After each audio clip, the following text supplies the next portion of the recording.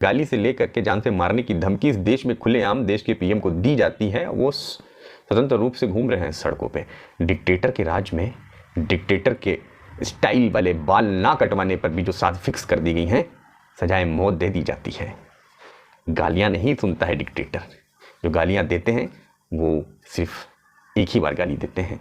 अपनी राय शेयर करिए हमारे कमेंट्स बॉक्स में। हमारे देश में डेमोक्रेसी खत्म हो चुकी है, ये एक बड़ा सीरियस सवाल है। आप में से कई नमस्कार भाई साहब, महान राजनीतिक पॉलिटिकल कमेंटेटर, सोशल वर्कर और सबसे ज़्यादा समझदार ध्रुव राठी जी का एक वीडियो आया है। वीडियो भी ऐसा है कि डर ही जाएंगे देख करके हैं। एक बार तो मुझे भी लगा कि यार ऐसा है क्या, तो मैंने कहा देखते हैं, टटोलते हैं। क्योंकि भाई साहब ने कहा था कि आपको अब लग रहा होगा कि मुझे किसी ने फंडिंग की है, पैसा दिया है। नहीं, आप एक बार सही से सोचिएगा, पक्ष और विपक्ष की तरफ ना खड़े होकर के। तो मैं पक्ष और विपक्ष की तरफ ना खड़ा होकर के भाई साहब ने जो तर्क दिए हैं उसके ऊपर मैंने थोड़ी सी गहन अध्ययन करी, कुछ लोगों की बातें सुनी, तब मैंने कुछ निष्कर्ष निकाला है। और देखते हैं जो राठी जी का मौजूदा सरकार के ऊपर डिक्टेटर का आरोप है वो कितना सही है, कितना गलत है। ध्रुव राठी जी कहते हैं कि नरेंद्र मोदी सरकार इसलिए डिक्टेटर है क्योंकि वो दूसरी पार्टी के एमपी एमएलएस को डराते हैं। कैसे? हॉर्स ट्रेडिंग करके, पैसे के लालच से। तो ये क्या नया है? तो आप देख चुके हैं जब न्यूक्लियर डील हो रही थी, मनमोहन सिंह प्रधानमंत्री थे, वो देश का पहला ऐसा पहला उदाहरण था जब संसद में नोटें दिखी थी। संसद में, देश की पार्लियामेंट में एक विधेयक को पास कराने के लिए। तो हॉर्स ट्रेडिंग नहीं तो है नहीं।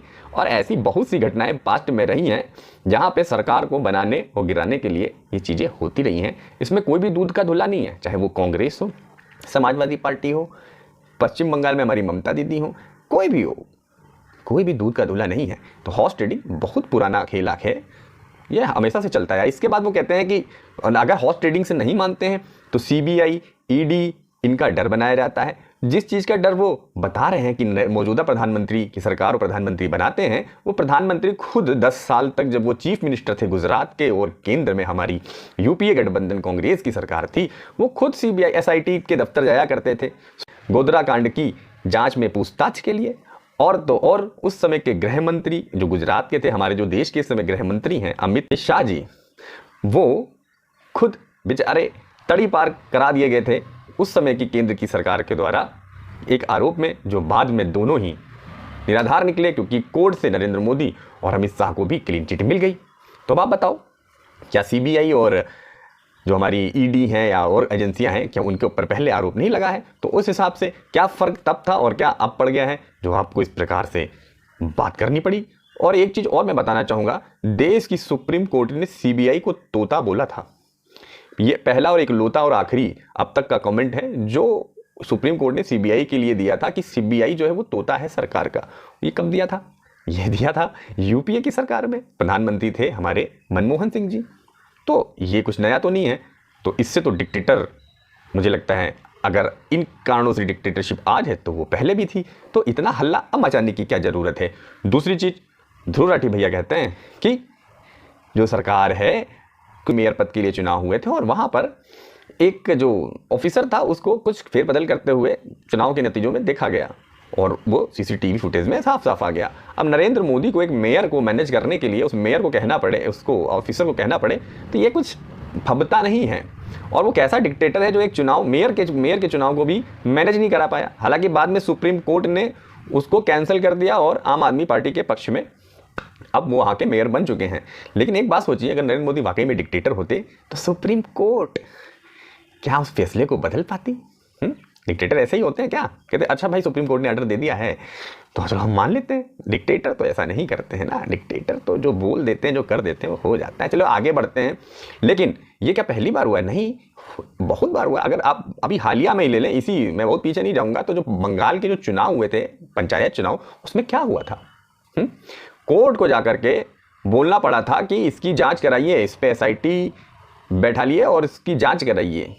वहाँ पर 30% ऐसे पंचायत जो चुन लिए गए थे, पंचायत चुनाव में सदस्य चुने गए थे जो एक तरफा निर्विरोध चुन लिए गए थे, क्योंकि उनके सामने के जो लोग चुनाव में खड़ा होना चाहते थे वो खड़े ही नहीं हो पाए। लोकतंत्र है। लेकिन क्या राठी साहब ने उस बारे में कभी बात करी है? तो यहीं पे एक चीज़ और भी कहना चाहूँगा, अभी एक नया हालिया संदेश खाली में इतनी बड़ी जो है घटना हुई है शर्मसार करने वाली कि हमारे ध्रुव राठी भाई साहब ने उस पर बात की है? नहीं, चलिए आगे बढ़ते हैं, टॉपिक से नहीं भटकते हैं। डिक्टेटर पे बात चल रही तो डिक्टेटरशिप की बात करते हैं। फिर हमारे ध्रुव राठी भाई साहब कहते हैं कि जो ये गवर्नमेंट है ये मैन्युपुलेट करती है इलेक्शन को। सोचिए वहाँ पे सीसीटीवी कैमरे लगे थे तो पकड़ लिया गया, अगर सीसीटीवी कैमरे नहीं लगे होते तो वो सीधे सीधे ईवीएम के ऊपर सवाल उठा रहे हैं, भ्रमित करने की कोशिश कर रहे हैं। जब ये हो चुका है तो भविष्य में होगा। हर जगह सीसीटीवी तो नहीं लगे होते, शायद उनको ऐसा लगता है, लेकिन कितना मतलब ये कंफ्यूज करने वाली उन्होंने एग्जाम उदाहरण दिए। तो क्या वो किससे करेंगे? बैलेट पेपर से चुनाव कराएंगे हैं? बैलेट पेपर से चुनाव करेंगे। बैलेट पेपर का इतिहास क्या हम लोगों को पता नहीं है? क्या हमने बचपन में कहानियां नहीं सुनी है कैसे पेटियां बदल दी जाती थी बिहार में, उत्तर प्रदेश में? कैसे करेंगे?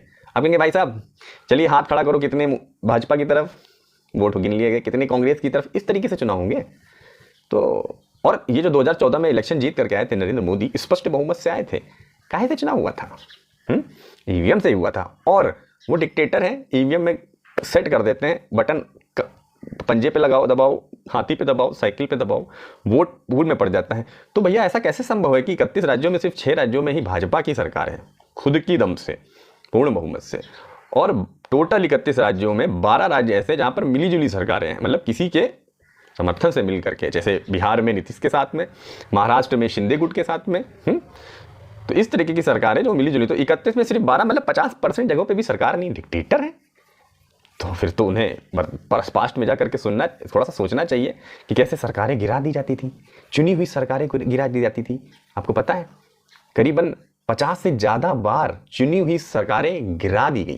अयोध्या में बाबरी विध्वंस होता है, उत्तर प्रदेश की सरकार तो गिराई ही गिराई जाती है। साथ में और जो राज्यों में भाजपा की सरकार थी, जिसमें राजस्थान और शायद एमपी भी था, वहाँ की भी सरकार के बर्खास्त कर दी गई थी। जबकि सबसे बड़े जो दंगे हुए थे बाबरी विध्वंस के बाद वो महाराष्ट्र में हुआ था, वहाँ पे नहीं।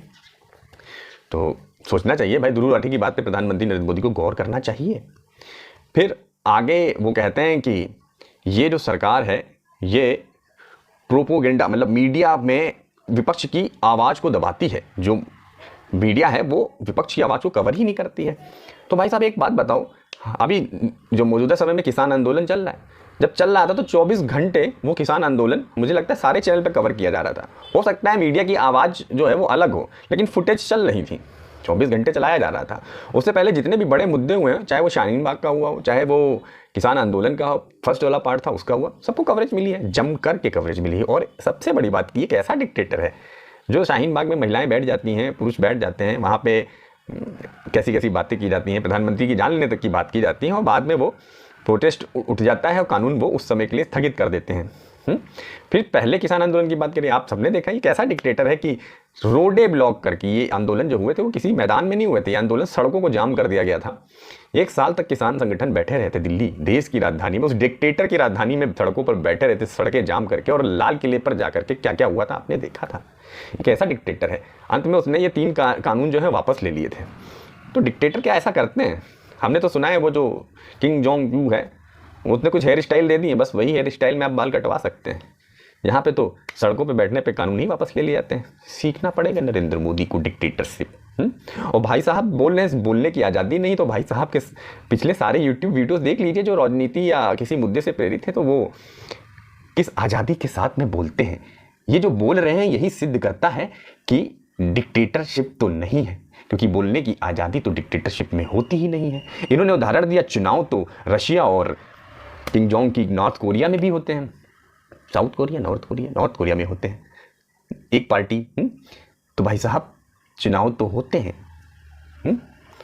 लेकिन उन पूरे देशों में जो सरकारें हैं वो उन्हीं की हैं। और भारत में 31 राज्यों में मैंने आपको बताया मिली जुली मिला करके 12 राज्यों में भारतीय जनता पार्टी की सरकार है, पूर्ण बहुमत से 6 जगह पर है। और आप खबरें तो सुनते ही रहते होंगे रसिया में कि कोई नेता किसी जगह पे मरा हुआ पाया जाता है, कोई नेता किसी जगह पे मरा हुआ पाया जाता है। क्या भारत में ऐसी खबरें आप सुनते हैं? और नॉर्थ कोरिया के बारे में तो सबको ही पता है, वहाँ तो कुछ बाहर नहीं निकलता है। आप जर्मनी से बैठ करके ये बोल नहीं पाते। समझ रहे हैं डिक्टेटरशिप क्या होती है? चलिए जानने दीजिए, आपकी क्या राय है? क्या वाकई में मौजूदा सरकार डिक्टेटर है? लेकिन अगर है तो डिक्टेटर बहुत नॉर्मल है, बहुत भावुक है, क्योंकि ऐसा तो मुझे अभी तक कोई भी जेनोसाइड, बड़ा नरसंहार या ऐसा कुछ भी देखने को मुझे तो नहीं लगता है कि ये डिक्टेटर हैं। क्योंकि आप इनके पेज पे चले जाइए, इनके वीडियोस पे चले जाइए, मीडिया की बाइट सुन लीजिए, लोग किस किस प्रकार की बातें करते हैं। गाली से लेकर के जान से मारने की धमकी इस देश में खुलेआम देश के पीएम को दी जाती है, वो स्वतंत्र रूप से घूम रहे हैं सड़कों पे। डिक्टेटर के राज में डिक्टेटर के स्टाइल वाले बाल ना कटवाने पर भी जो साथ फिक्स कर दी गई हैं, सजाए मौत दे दी जाती है। गालियां नहीं सुनता है डिक्टेटर, जो गालियां देते हैं वो सिर्फ एक ही बार गाली देते हैं। अपनी राय शेयर करिए हमारे कमेंट्स बॉक्स में। तब तक के लिए धन्यवाद।